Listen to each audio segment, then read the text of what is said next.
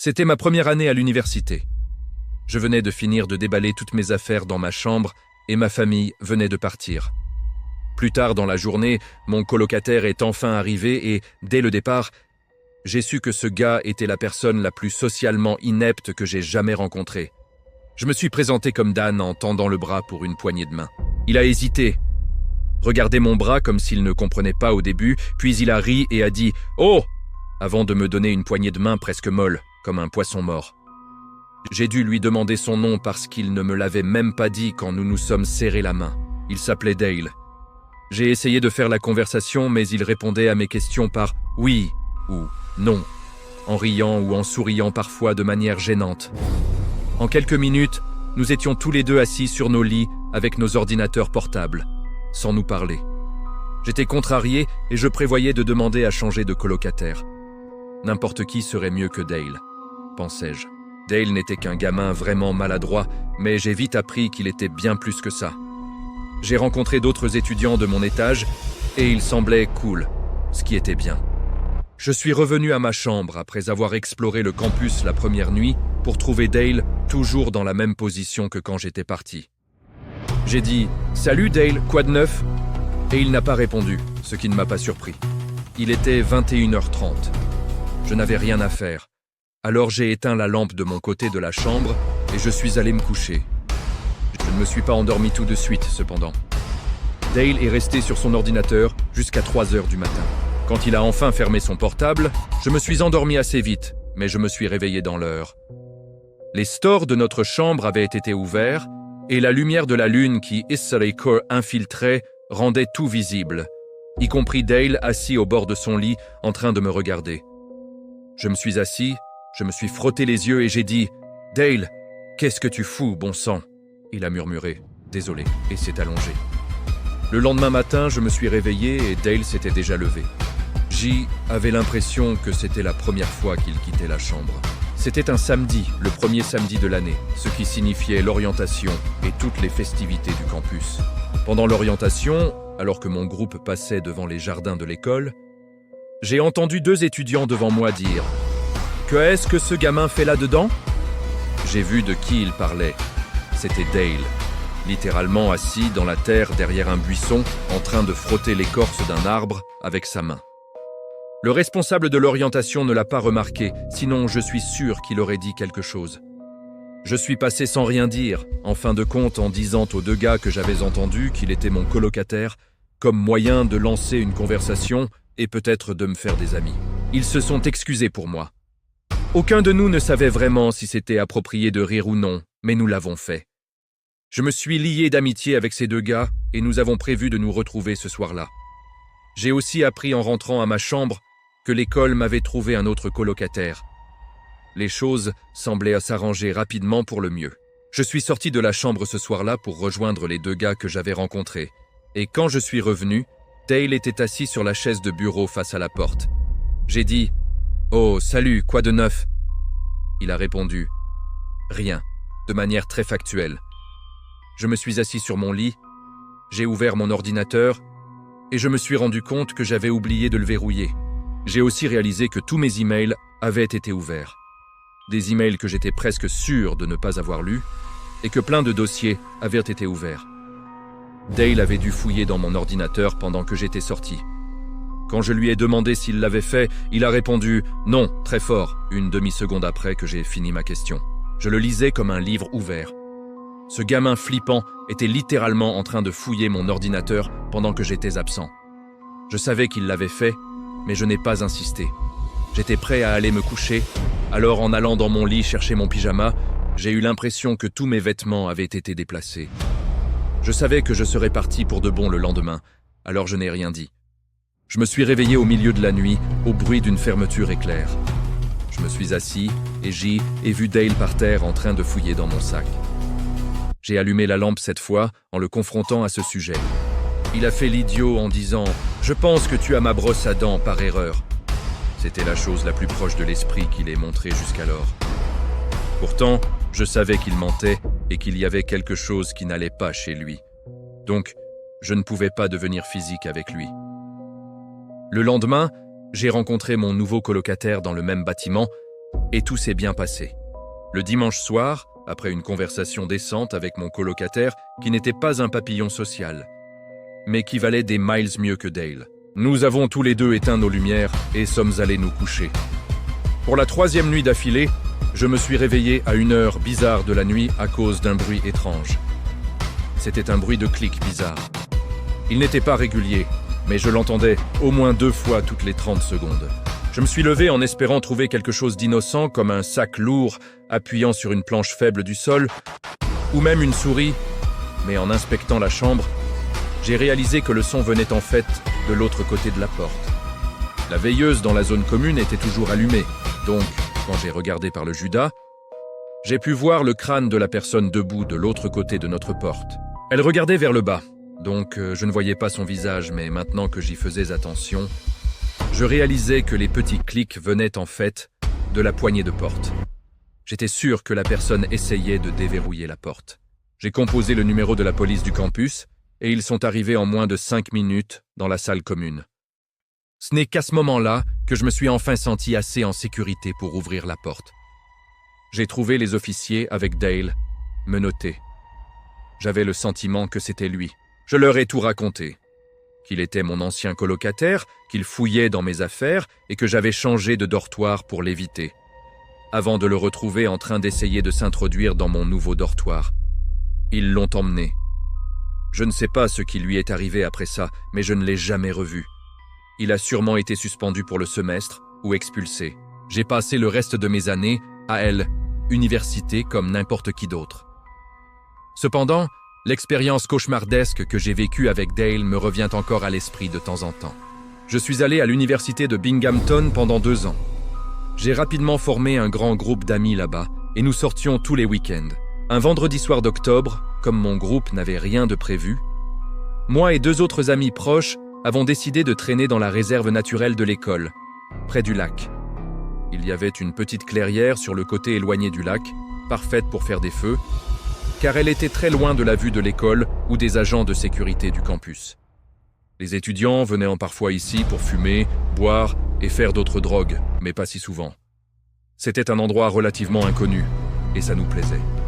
Ce soir-là, on avait apporté un tas de bière, on a allumé un feu, et on a discuté ce qu'on appelait à l'époque une discussion de potes. Au fil de la nuit, l'alcool aidant, le temps semblait passer plus vite. À un moment, on riait tellement que l'un de mes amis roulait littéralement par terre dans les feuilles. Puis, soudain, mon autre ami a arrêté de rire et a dit « Chut !» On s'est tous redressés pour écouter, et on a entendu des feuilles et des branches craquer au loin. On a instantanément jeté nos bouteilles dans le lac, parce qu'on avait tous moins de 21 ans, et ce n'était pas rare que la police du campus patrouille dans les bois. On a rangé les bières dans un sac à dos. J'étais modérément ivre, donc encore plus parano que d'habitude. Sûrement comme tout le monde. Le feu nous exposait à n'importe qui, mais cet endroit était tellement isolé que rencontrer quelqu'un d'autre était très rare. On entendait clairement une seule personne dans les bois. Puis, le bruit d'une branche cassée un peu plus proche nous a fait flipper. Aucun de nous n'était du genre confrontationnel, alors personne n'a eu le courage de se lever pour crier dans le noir. On restait juste assis, silencieux, en se chuchotant « Chut !» Les bruits semblaient nous encercler, comme si quelqu'un marchait en forme de C autour de notre campement. On commençait à se sentir comme dans The Blair Witch Project, parce que les craquements de branches et le froissement des feuilles se rapprochaient lentement. Au début, on en riait, puis j'ai rapidement commencé à sentir une vraie terreur. Soudain, un énorme tude nous a fait sursauter. Je n'ai pas compris tout de suite, même si j'ai vu ce qui s'était passé. Une branche venait d'être lancée en plein milieu de notre feu. L'un de mes amis a paniqué et s'est mis à courir, pendant que l'autre et moi restions figés, mi-rigolants, mi-terrifiés. On ne savait pas encore si c'était une blague ou non. Puis, mon ami a poussé un cri de douleur. Il venait de se faire frapper au visage par une autre branche. J'ai attrapé le sac à dos. J'ai aidé mon ami à se relever et on a couru aussi vite que possible vers notre dortoir. Arrivé à la route, séparant les bois de notre bâtiment, on s'est arrêté pour reprendre notre souffle. Mais on a entendu des pas s'approcher. Quelqu'un nous suivait. On a recommencé à courir jusqu'à notre étage et on a trouvé notre ami déjà dans sa chambre. On a regardé les bois depuis la fenêtre. Quelqu'un faisait les 100 pas près des arbres et chaque fois qu'une voiture passait, il retournait se cacher. Finalement, la personne est repartie dans les bois et on ne l'a plus jamais revue. On a continué à boire dans la chambre et en 10 minutes, on riait déjà de tout ça. Mais le lendemain matin, on a réalisé à quel point tout ça avait été terrifiant. On ne retourna plus jamais dans les bois après la tombée de la nuit. Ça se passe pendant la première semaine d'école, ma première année à l'université de l'Iowa. Je commençais juste à m'habituer à mon colocataire. Il était déterminé à rejoindre une fraternité, et la semaine de rush commençait la semaine suivante. Mais les fêtes avaient déjà commencé dès le jeudi de la première semaine. Mon colocataire ne voulait pas y aller seul, alors il m'a demandé de venir. J'ai accepté, même si je n'avais aucun intérêt pour les frates. Après tout, j'étais venu dans une école connue pour ses fêtes. Il voulait aller à une fête de frates le jeudi, puis à des soirées dans d'autres maisons le vendredi et samedi. Ce soir-là, on se dirigeait vers l'une des frates les moins bien classées. Je suis presque sûr qu'elle n'était même pas officiellement reconnue. Sa logique, c'était d'avoir une frate de secours au cas où les meilleurs ne voudraient pas de lui. La maison de cette frate était très éloignée du campus, dans un quartier un peu délabré du centre-ville. On s'est garé devant une maison d'angle et, si ce n'était la musique qui blastait et les voitures partout, on n'aurait jamais imaginé que c'était une frat house. On aurait dit qu'ils avaient juste pris la première maison disponible. On a frappé à la porte et on a été immédiatement accueillis par un mec un peu gros en t-shirt blanc qui tenait un gobelet rouge solo. Son t-shirt était taché de sueur sous les aisselles et au milieu du ventre. Il nous a dit d'entrer direct. La fête elle-même se passait dans une pièce horriblement mal éclairée avec probablement 50 mecs entassés dans le salon. Il faisait une chaleur d'enfer là-dedans. Pour couronner le tout, je crois que j'ai vu genre 2 filles dans toute la soirée. Et aucune des deux n'était même vaguement attirante. J'ai tenu une bonne vingtaine de minutes à discuter avec un étranger en surpoids après l'autre, tout ce qui dégageait une vibe asociale. À un moment, j'ai fait signe à mon coloc qu'on allait se barrer, mais il y avait un gros groupe de mecs qui bloquait la porte. Du coup, on a décidé d'attendre un peu pour pas passer pour les mecs qui partent après 10 minutes. J'ai continué à boire les bières cheap qu'ils servaient. Je crois que j'en ai descendu 5 avant même de commencer à sentir l'alcool. Un mec baraqué s'approche de moi avec une toute petite bouteille dans la main, me la tend en souriant bizarrement et me fait « Ça va te défoncer ». J'ai fait genre je rigolais et je l'ai remercié en espérant qu'il se barre.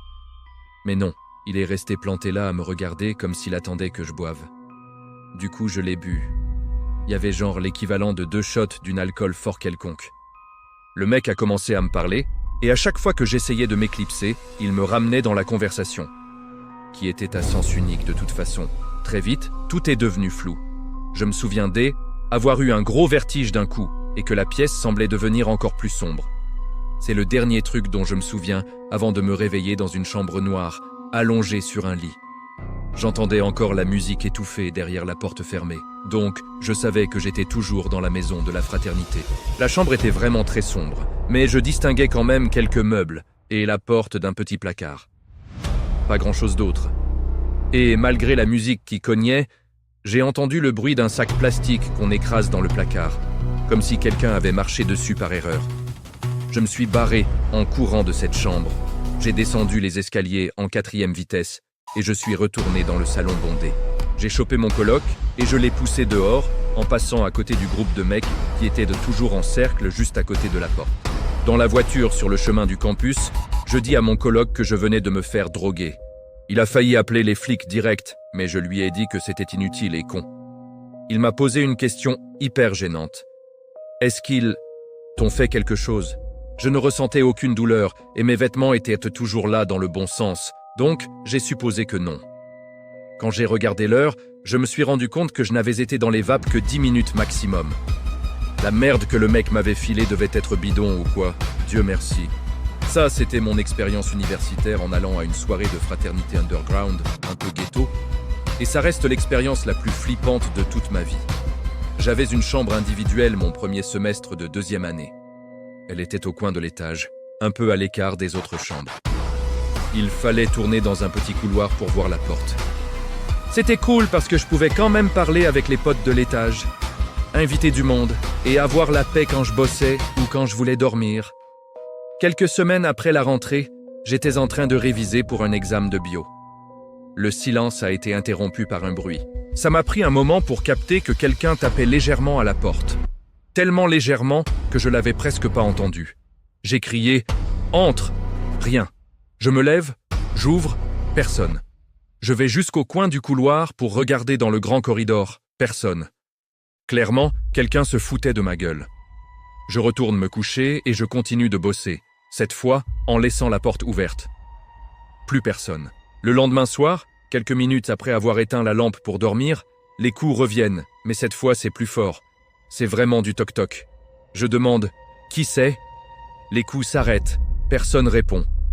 Je me lève d'un bond, j'ouvre, toujours personne dans mon petit couloir privé. Je cours les 3 mètres jusqu'au coin pour regarder dans le couloir principal, rien. Le lendemain matin, j'ai demandé aux autres de l'étage si étaient eux qui déconnaient. Tout le monde a dit non. La nuit d'après, je me réveille après 3 heures de sommeil. Quelqu'un frappe encore, plus fort que jamais. J'hésite grave à ouvrir ou pas. Finalement, je prends mon courage à 2 mains, je bondis et j'ouvre, personne, comme je m'y attendais. Mais cette fois, je sprinte dans le petit couloir et quand je tourne au coin, je vois le dos de quelqu'un qui disparaît au bout du couloir opposé. Je cours à fond, je tourne au 2e coin. Je vois une porte qui se ferme au fond. Ce n'était pas une chambre, c'était les toilettes. Je me dis que j'étais prêt à choper le blagueur. Je pousse la porte des toilettes avec force. La lumière était éteinte. Je l'allume, persuadé de trouver quelqu'un planqué. Rien. Mon premier réflexe, vérifier les 2 cabines qui étaient de fermées. Je me mets à 4 pattes et je regarde en dessous. Je vois 2 grosses bottes noires sous une des portes. Je prends une grande inspiration et je pousse la porte de la cabine. Il y avait juste les bottes posées par terre, mais personne dedans. Et là, j'entends un rire flippant. Pas un rire de fille ou d'enfant, non.